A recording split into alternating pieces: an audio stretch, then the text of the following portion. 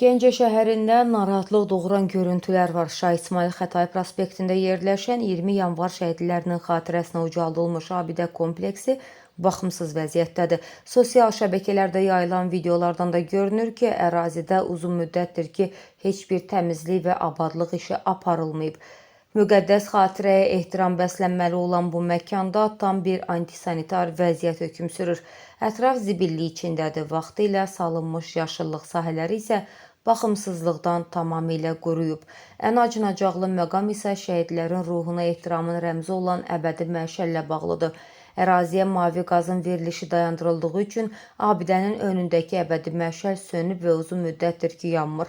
Sakinlər aidiyyatı qurumları bu laqeydliyə son qoymağa və tarixi məkanı qısa zamanda qaydaya salmağa çağırırlar. Səsləndirilən iddialarla bağlı bütün maraqlı tərəflərin mövqeyini işıqlandırmağa hazırıq. Bu boru 20 yanvar abidəsinə gedən qaz borusudur. Ana xətdən kəsilib. Bax bu abidənin arxa tərəfidir. Zibilxanadır.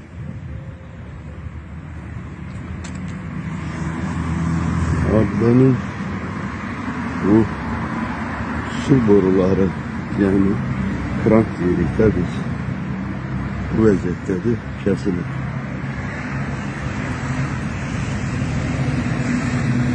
Ətrafındakı həmişə yaşıllar quruyur.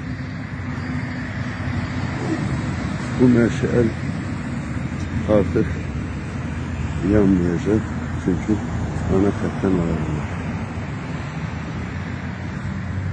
20 yanvar şəhidlərinə qoyulmuş abidədir. Abidənin bu halı heç kimi düşündürmür. Bəs deyilir, şəhidlər unudulmur, şəhidlər ölmür. Budur abidənin taleyi, verilen qiymət. Buyurun, Gəncə şəhərində şəhidlərə qoyulmuş, 20 yanvar şəhidlərə qoyulmuş abidənin bugünkü halı, bugünkü vəziyyəti. Birbaşa abidənin arxasında zibilxana. Kim məsuliyyət daşıyır, kim cavabdehdir, bilmirəm. Bildiyim və hər gün gördüyüm bu acınacaqlı hal, vəziyyət.